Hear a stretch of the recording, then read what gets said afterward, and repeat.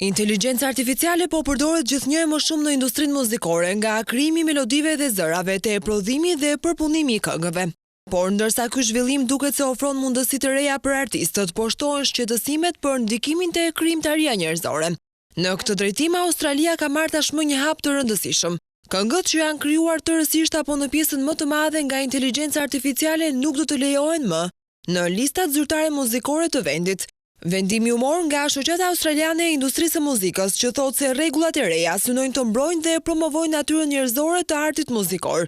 Vendimi vjen pas një polemike të madhe rreth një versioni të këngës të Madonna's Like a Prayer, të realizuar nga DJ australian Josh Fawaz.